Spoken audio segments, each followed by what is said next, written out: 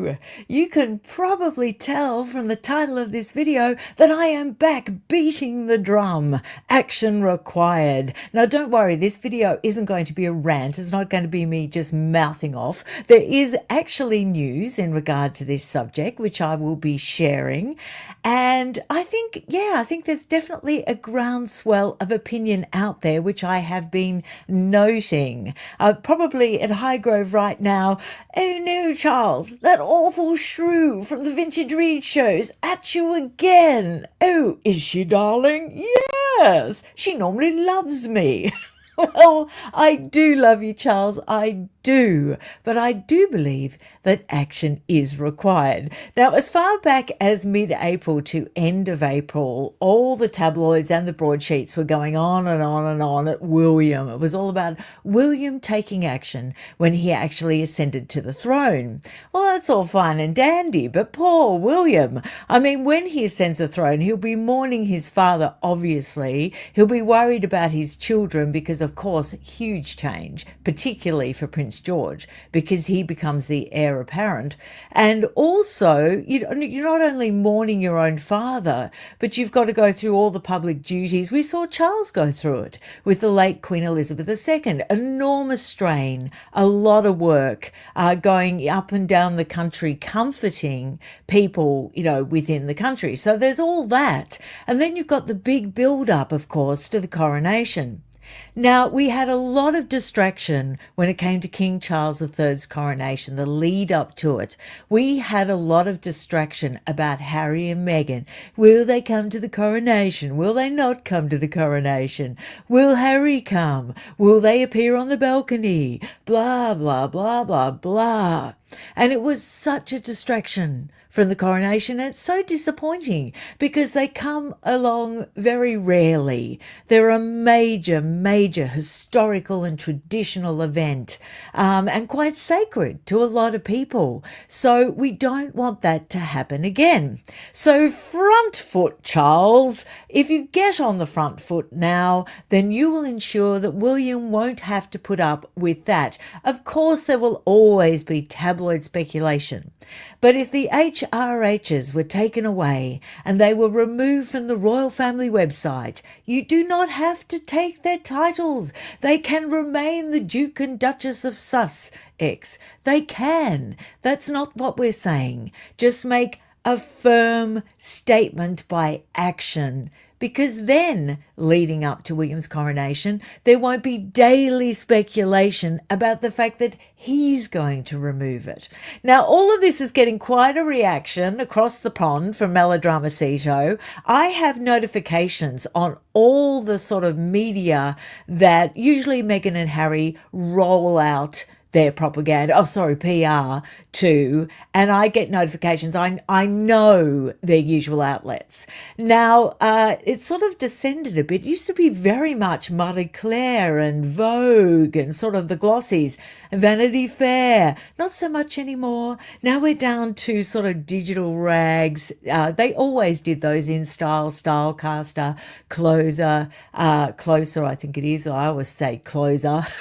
But so they've sort of descended a bit. I'd say their highest rags they've got now are People magazine and probably Us Weekly, although even Us Weekly's been a bit sparse lately. So anyway, getting back to the point. Get all these notifications. And I'm starting to see a little bit of a fight back from Rachel Sussex. And it is a pattern. It's being rolled out through outlets all at the same time. It's getting released. There's, 3 or 4 digital articles per day. It's ramping up.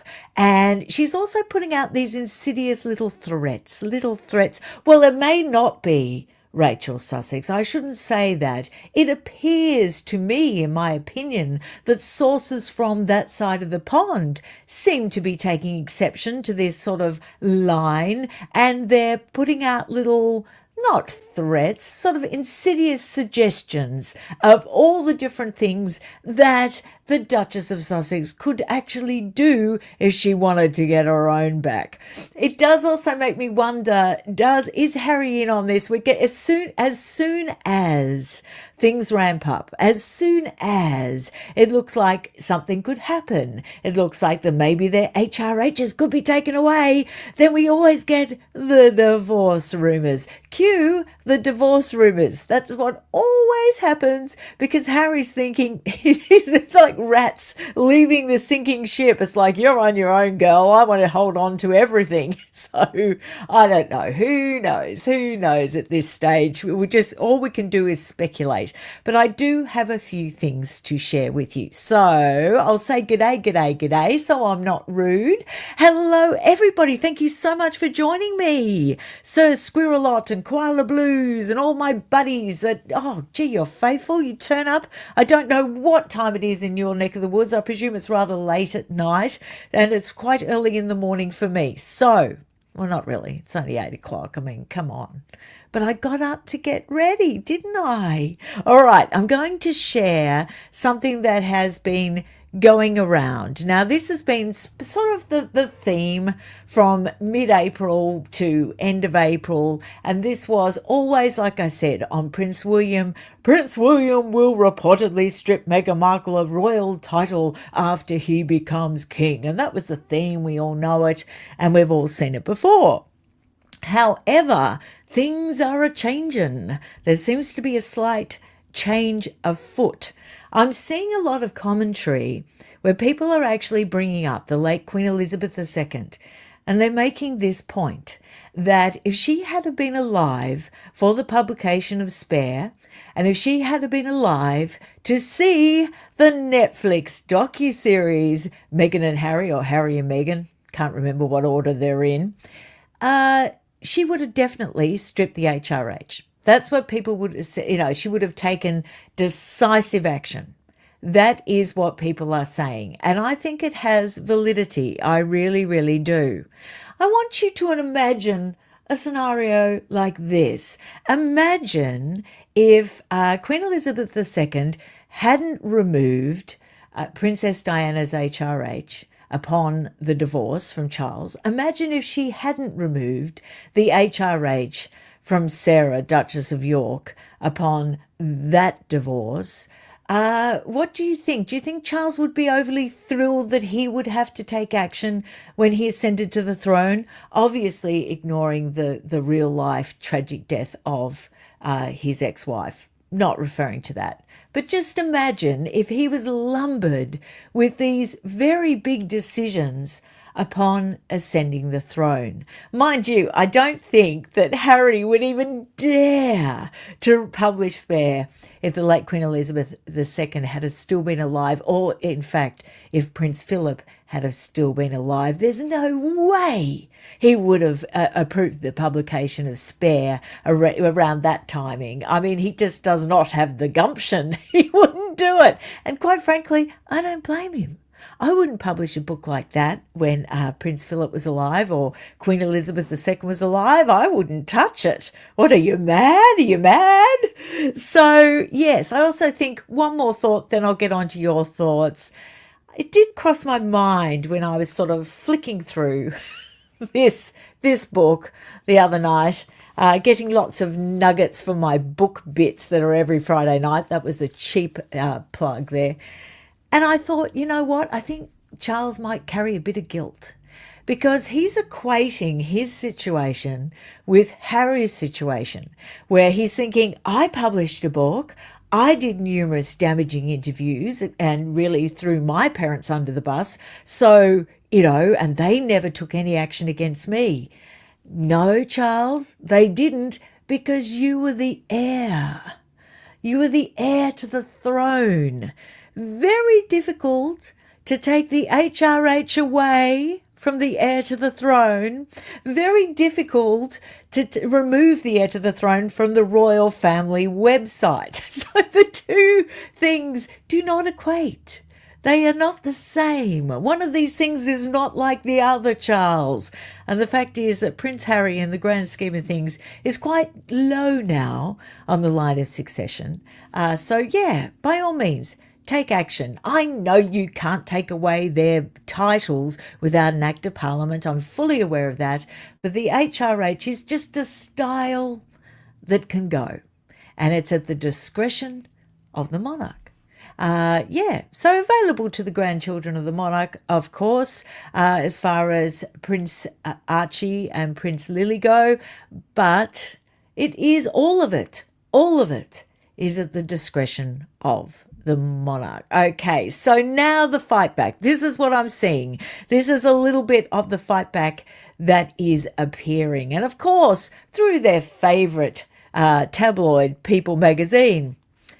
No, the British monarch can't take away Prince Harry and Meghan Markle's royal titles.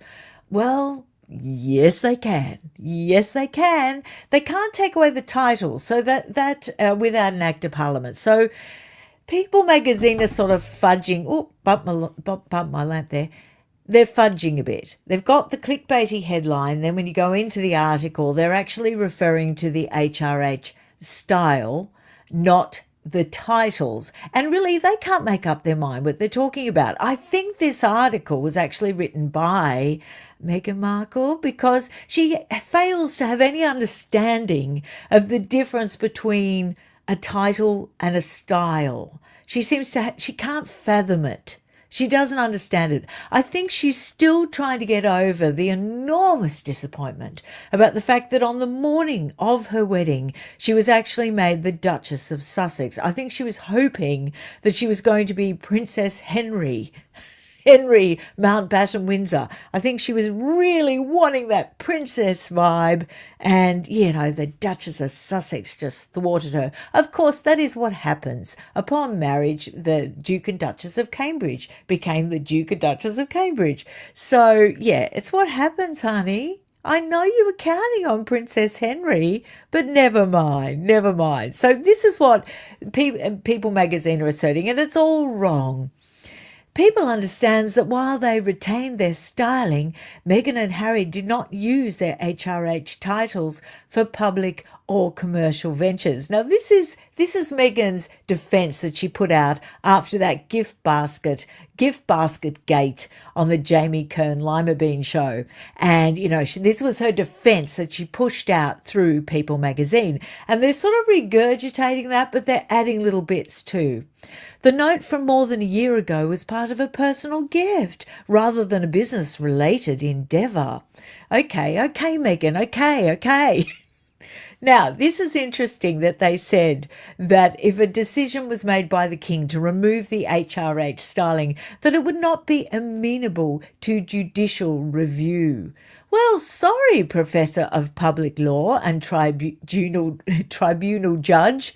Yeah, it would be, because there is no law actually preventing the monarch from using their royal discretion when it comes to styles such as HRH. And it must be said, there is nothing stopping the monarch from actually removing them from the royal family website. Should we just pause now for a minute's silence just for the fact that we want to put pressure on? Could we have sort of a revolution with silence, a minute's silence, to pressure the monarch to remove Meghan and Harry, and while you're at it, Prince Andrew, from the royal family website? Now, news has stated that William does want to remove another relative.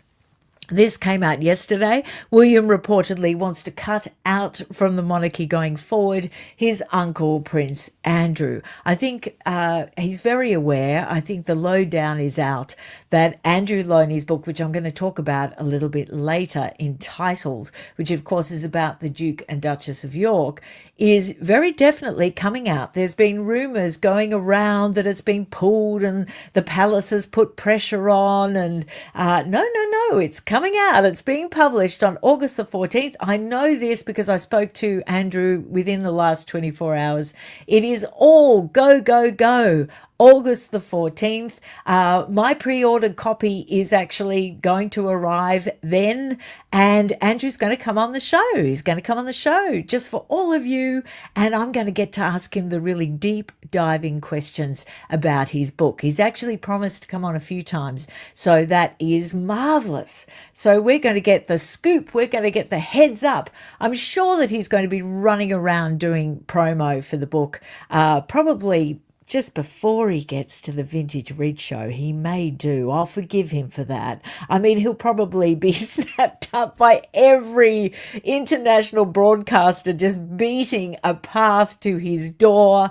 But he has assured me he's going to make some time to come on and record a few interviews with me. So I'm very, very excited about that. So for all of you that are concerned that pressure has been, brought to bear and that the book is not, it is happening.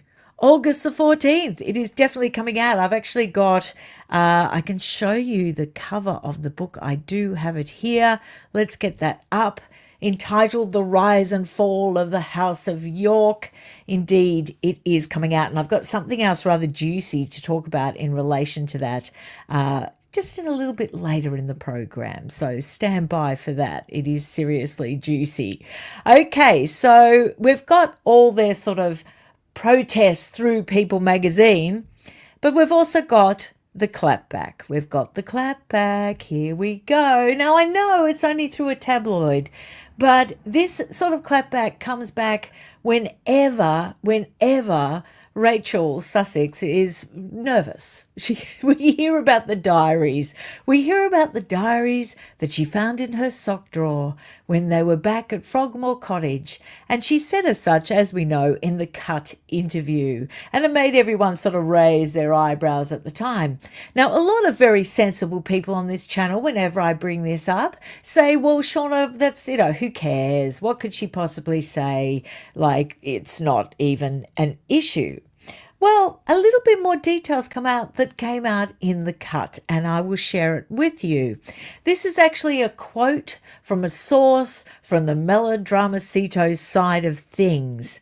There are entries in her infamous diaries about the disappearing passport. So that's obviously a clapback, because in the Oprah Winfrey interview, she was saying that they took away her passport and they took away her keys, whereupon she went around the world, I think, over the next 3 weeks. Didn't she go off for a baby shower around the time where they supposedly took away her passport, took away her keys, and she went to somewhere else, didn't she? Morocco or somewhere. So yes, anyway, so disappearing passport, full-on screaming matches with other members of the royal family. Well, I'm sure that she's talking about Prince William, and details about the royal racist. Really, Meghan? You're really going to go there? Of course, she feels rather safe to do that because, her mate, Omid Scobie in Endgame, actually published who supposedly, allegedly, the royal racists were. And this is, of course, all from letters that were provided to Omid Scobie. I think they were only one way. They were from Melodramacito to the palace. I don't think Omid Scobie got his hands on any replies. I don't think that there was actually a correspondence. I think it was very much one way. What I've gathered from Meghan Markle is she loves to get the receipts. She loves to put things down on paper. Can you imagine the file she has on the royal family? Can you imagine she's been gathering information for the last 7 years and she's got it all filed? She's got Catherine under Kate because she just can't get her head around calling her Catherine. She's got it filed under K for Kate. Or maybe she's got it filed under W because she loves to call her Waity Katie. What was that name she claimed in Endgame that Omid Scobie, reiterated in his lofty biography? What was the name they gave Catherine? And no one else had ever even heard of it before. It was very strange. See, it didn't stick in my mind, so it obviously had zero impact. Let's get some of your comments up. This is from Carla Irvine. I would love her to write a book. It will provide hours of entertainment.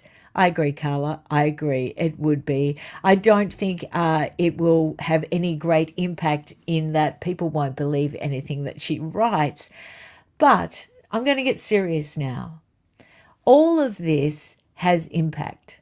Like, we can have our jollies and we can laugh and we can be amused, and it's good to do that, because I think the best counter to bullying, the best counter to aggression is always satire, laughter, not taking someone seriously. I think that's a great counter.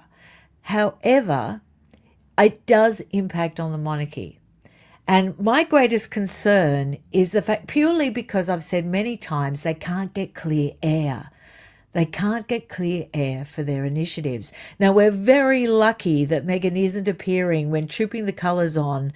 Her event in LA has been cancelled, of course, due to the riots in LA. And what was the Natural History Museum or something? And she was being honoured for something, supporting someone somewhere. Oh, who knows? Who knows?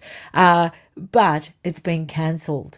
And that's good, because it would have sucked the air out of the balcony appearance for Trooping the Colour. Now, we can all say, oh, well, don't look at it, don't report on it, don't refer to it. That's fine. We can have that discipline, but I guarantee you, the world's press will never have that discipline. I actually checked it. I checked it last year. I did. No one even noticed on this channel overly, but I spent 3 weeks not talking about them because I wanted to check what would happen. And I was very interested to see that really there was no shortage of articles, there was no shortage of headlines, there was nothing. But the difference is there was less counter. There was less counter to that. And I think sometimes countering the narrative is very, very important. You'll notice, I want you to observe, we're getting into summer now. Now, there's a flurry of activity every summer from the royal family, and it's just a bonanza, because we've got the Trooping the Colour, we've got Ascot, we've got all these we've got the garden parties, we've got all this action. Usually before the royals go off on their summer holidays, they really hit the ground running. They make sure they visit, quite a few of their charities, and they really work hard leading into the summer, probably conscious of the fact that they're about to take a holiday, right? So they want to get as much work done as they can before they go. Fair enough. So there's this bonanza of coverage of the royal family. However, there's a real gap in the coverage once they actually go on their summer month, their summer break, and the King and Queen Camilla will be safely up at Balmoral. And they always receive, like the Prime Minister, they always receive a few guests. I believe Macron is going to go up to, I think he's going up to Balmoral, is he? Correct me if I'm wrong. Maybe it's before they go up there. Can't remember. Have to look that up. I will cover it properly, don't worry. So, yeah, there's a lull when they're on their summer break. Now, you observe, like I do every year, pretty much since the Freedom Flight, that's when Harry and Meghan ramp up. That's when they ramp up, even more than normal, even more than they are now. That's when they come out with the statesman-like behaviour, when they know the royals are off the front page, when they know the royals are not doing any big activities. They drag out the big guns from Melodramacito. That's when their PR team really crank throughout the royal summer. And you have a look and you'll see that I'm right. You will. You will. Okay, some more comments from you. Artisan Gaia. Hi, Shauna. A big hello from London, England. Love watching your channel and all the great accurate research you do. I totally agree with you. Oh, no, I'm so sorry I just got up a compliment. That just is so bad. I'm so sorry. But thank you very much. I do appreciate it. I meant to bring up this one. Sorry. Kim McKenzie. Now, she's referring to another guest on the live, Jennifer, but she says a good thing. Let her. It will be Princess Henry, not great for a feminist, will make her more of a joke than she already is. Oh, I don't know, Kim. I mean, I really admire your sentiment, and I think that, you definitely have a point. However, she's not really a feminist, is she? I mean, when you look at As Ever, she's just like this traditional housewife, and then that's interspersed with the Duchess slut drop in the twerking video, of course. I mean, she has two sides to her, Megan. She's got so many strings to her bow. I mean, who else can go from cashmere in the kitchen to a slut drop in a twerking video? I've got to say, I've been looking at a lot of the videos of the baby mama dance, and some of them are just gorgeous. Some of them are so endearing. Quite a lot of them are, actually. And I've noticed quite distinctive differences between the people that put them up when this trend was really big and Meghan and Harry's version, because most women have hospital gowns, so they're fully covered. Most are hooked up to an IV. They're actually hooked up to an IV. Most don't pull their hospital gown in under their bump. They might put a hand on their tummy, but they don't put their hands right under their bump and then lift their bump up and down towards their breasts and then turn side on. And you can tell without a shadow of a doubt in my mind that seemingly Bacon's bum seems to be not attached to the side of her body, and that really bothers me. And it also really bothers me too that I couldn't lift my bump up onto my breasts. I couldn't do that. My baby wasn't that flexible. And funnily enough, when, if I tried to lift my bump slightly, although I don't think I ever did because it hurt, but if ever I tried to move my bump to an upward position, it didn't fold. It didn't fold under my boobs and then end up sort of on my boobs. And I wasn't able to get this big momentum up of about that much. I wasn't able to do that. It's extremely odd. I had a comment the other day. Someone said to me, "Oh, Shauna, you've gone down the rabbit hole. You've gone down the dark side. You're looking like an idiot. None of the comments on this channel reflect what real people think." Did you know that you weren't real people?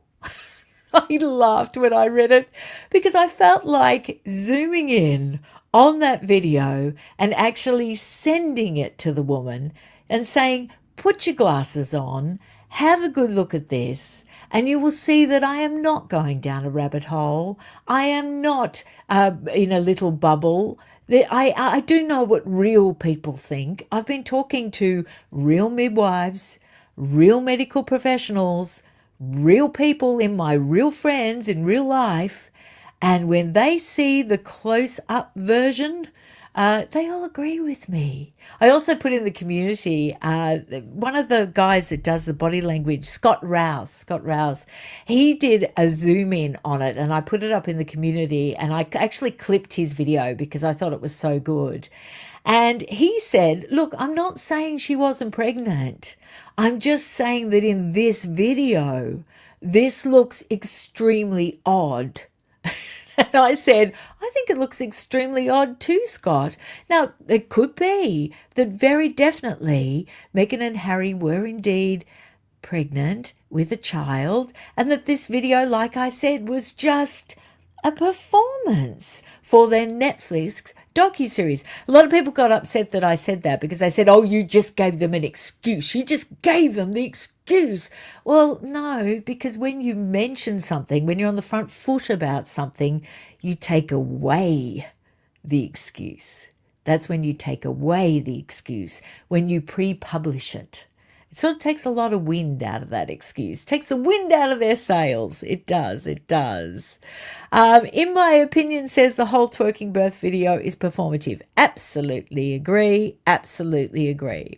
Also, Julie B, "I gave birth to an 11-pound baby and gained 35 pounds. I couldn't squat down like that to save my life." Well, to be fair, Julie B, that's what I've been doing research on. I've been looking at so many baby mama videos. Now, interestingly, pretty much I would say, this would be conservative, but I'd say at least 85% of the videos that I've watched, and I've watched a lot of them, some of them go down, but most of them get help from their hubbies on the way up. Most do. Or they hold on to a bed to get back up, or they hold on to their IV pole to get back up. But usually they use some sort of aid to get back up. And the interesting thing is, every single one of them is lying back, is sort of leant back when they try to get up. Every single one of them.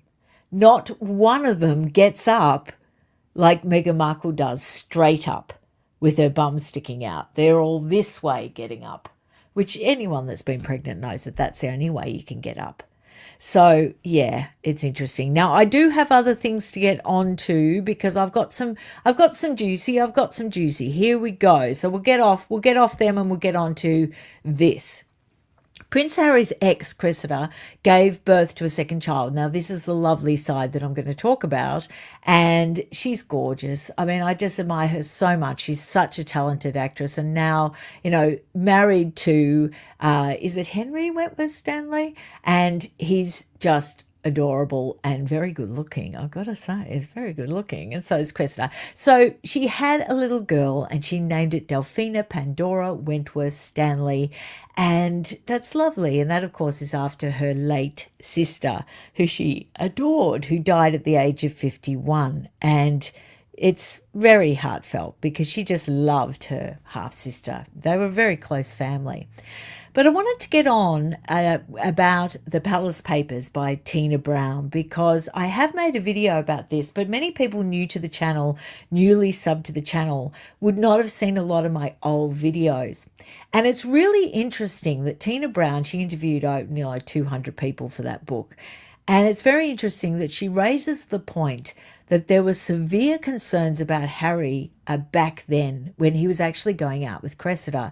And Cressida found it very difficult to navigate his moods, to navigate his paranoia, and to navigate his seeming angst against his brother and his father back then, 2012, 2013. So it actually does predate Meghan Markle. I'm sure that Meghan Markle sort of amped up all those feelings even more, whereas Cressida was trying to actually damp them down.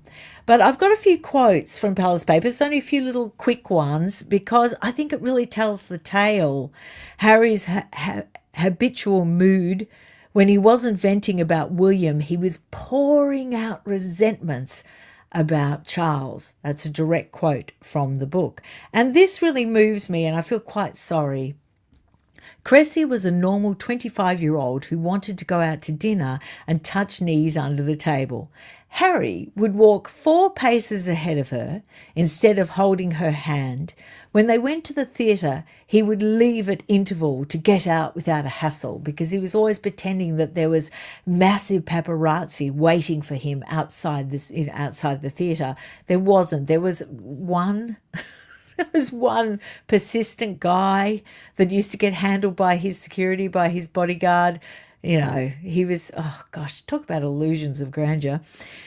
So she was either being dragged through the streets, being yelled at, or ignored while he threw a hissy fit.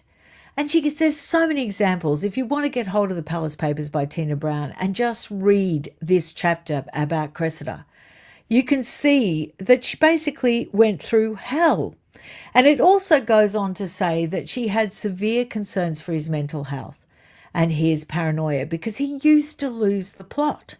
Now, they said that when he was in the army, that sort of kept him in line, and that he had that discipline, he had that structure, and so he was a lot calmer, a lot better. But around the time when he was leaving that safe haven and he was going out with Cressida, he really became very undisciplined, let's just say, and she was having to put up with these massive tantrums.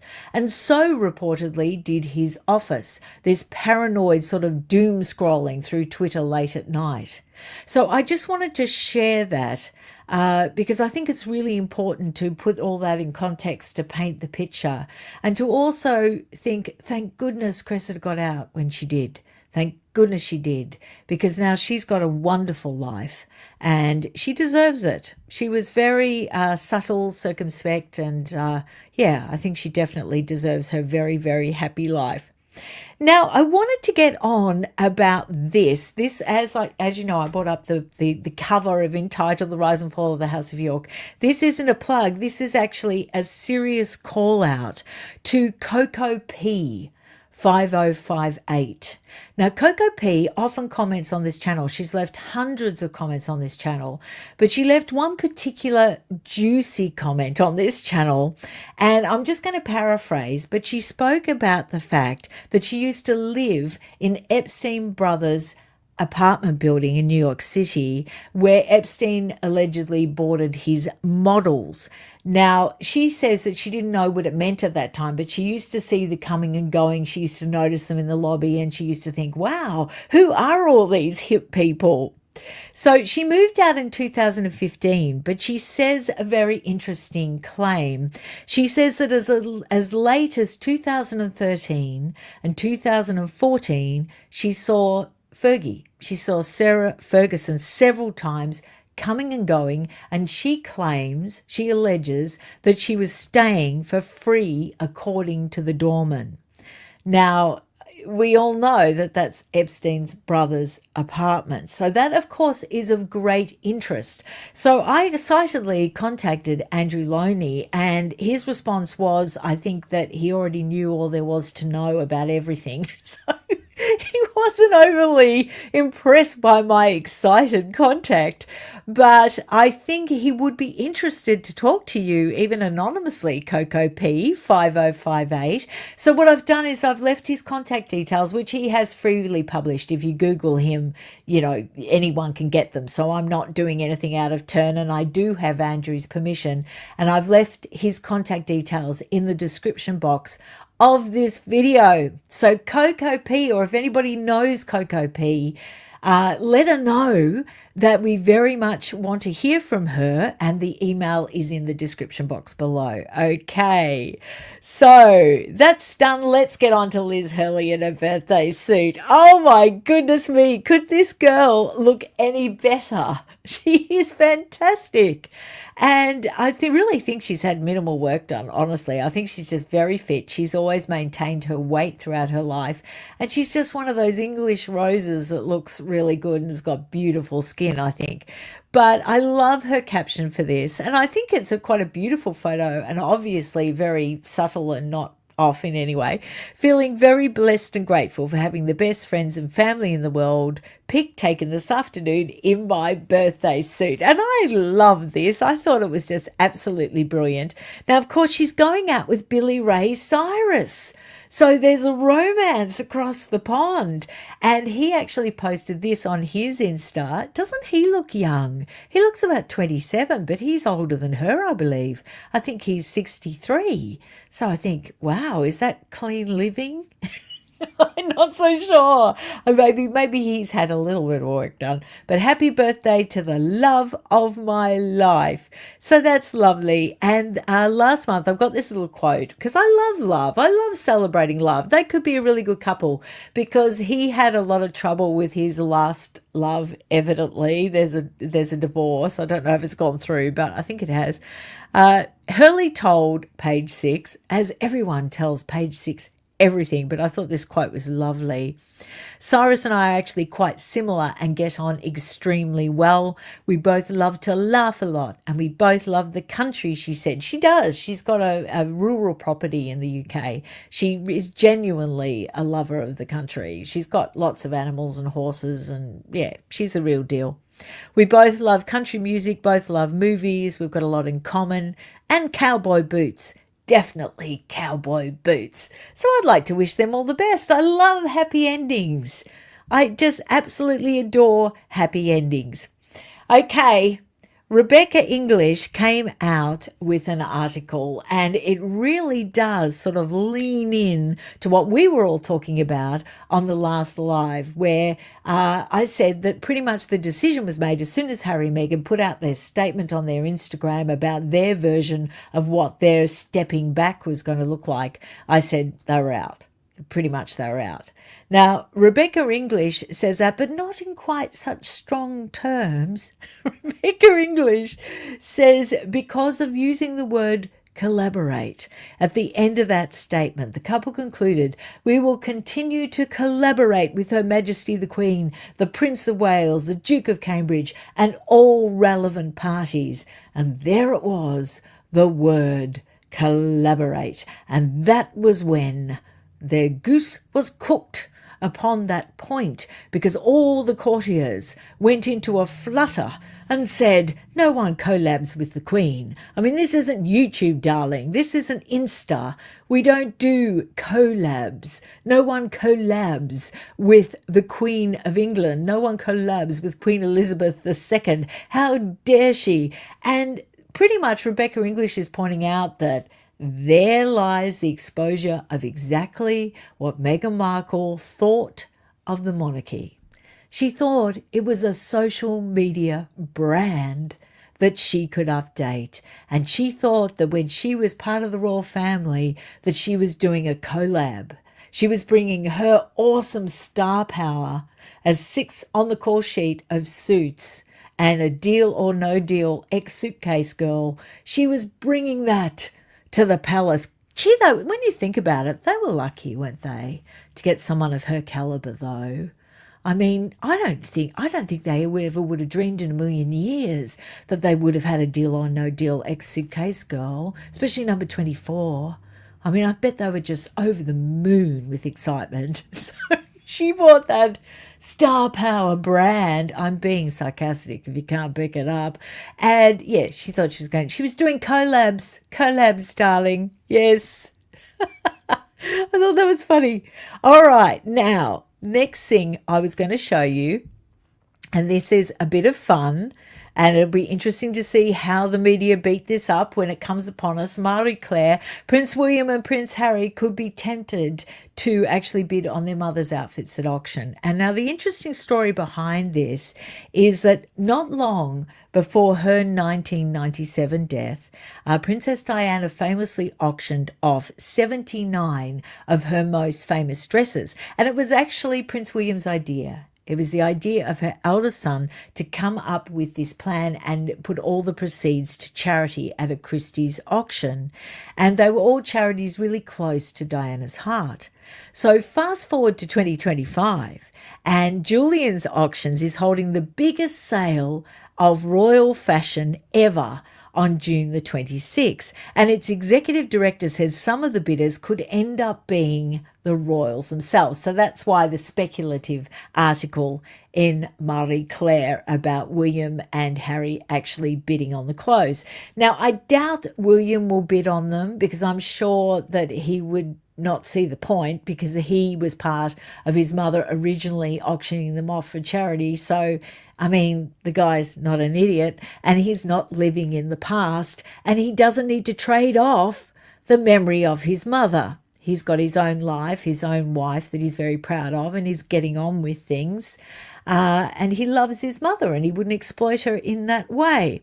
However, who thinks, put your hand up, put your hand up, if you think Meghan Markle will actually bid on Diana's clothes, if only to take them to her tailor and actually get them copied so that she can wear authentic Diana wear. What do you think? What do you think? That was the first thing that crossed my mind. So as a palette cleanser, I'm going to share 2 of my favourite Princess Diana outfits. Now, this one is genuinely my favourite. I was a very, very, very, very young girl when this photograph came out, but it really resonated with me. I always loved it. I loved the colour. I loved the way their colours complemented each other. I loved this outfit that she wore on her Balmoral honeymoon. I love the intimacy of the shot. And from all the books I've read, I comfort myself with the fact that their honeymoon was indeed very passionate, very intimate. Definitely for the first few years of their marriage, they were really, really, really into each other in a big way. Now, there was, of course, high emotion. You've got 2 flawed people with poor mental health, at each other's throats. And we all know that from the Housekeeper's Diary. But this outfit I just loved. I loved. And I remember when it first came out saying to my mum, oh, I'd love an outfit like that. Not that you'd have much cause to wear it in Queensland, but never mind. And this is the other one. I thought this is the one where she looked, too thin, of course, and she did fall asleep. So taking away the connotation that's not as so nice, just the impact of this dress. I remember looking at it and thinking she really looked like a princess. I loved it, and I loved the choker. And I've got several books with her close up in this, and her flawless skin. And her beautiful, beautiful, huge pools of blue eyes. She was just absolutely beautiful. And I think this dress really did show it off. So they're my two favourites. So I thought maybe in our community, because you can post photographs now, I thought any that are interested, you could post your favourite outfits in the community, and I'll have a look at them and I'll share them in a future live. So I think that is all I have got for you today. I'm going to share a few other comments. Look, see, isn't it funny how I always pick the same people? It's like I get zoned in on certain people. Lovely old school tweed, very 1980s style. It is. I loved it. And a few more thoughts from Elsie. Hi, Elsie. Diana was a fashion icon. Nutmeg's a fashion disaster. Well, tell us what you really think, Elsie. I don't think many will disagree with you. I don't. And we'll leave the final word, will we? To Marie Alice. Meg won't bid on the dresses. She'll expect them for free. Yeah, I'm sure she will. Well, she needs them for free because, things are a bit tight. Things are a bit tight over in Melodramacito. Thank you so much for joining me. Koala Blues, you are just so nice to me. Thank you so much. I appreciate your support. Thank you. I do appreciate it, and I don't expect it. So, Koala Blues, that's your last one, okay? All right, thank you. I appreciate your support. I'm just really grateful that you turn up and have a chat. So I will see you again next week. Of course, the live Monday morning will be all about Trooping the Colour, which will be Sunday night for most of you. So we can do a bit of a Trooping the Colour recap and enjoy all the splendour and tradition and all the action from that. I won't be showing videos from that. I'm not very good at that, but I'll be showing you a lot of beautiful images and chatting about all the events of the day. So I'll see you then. So thank you very much. Don't forget Book Bits tomorrow night. It's about Jack the Ripper and Queen Mary. Okay, I'll see you then. I'm going to click out. I'm going. Awkward wave. Bye. See you.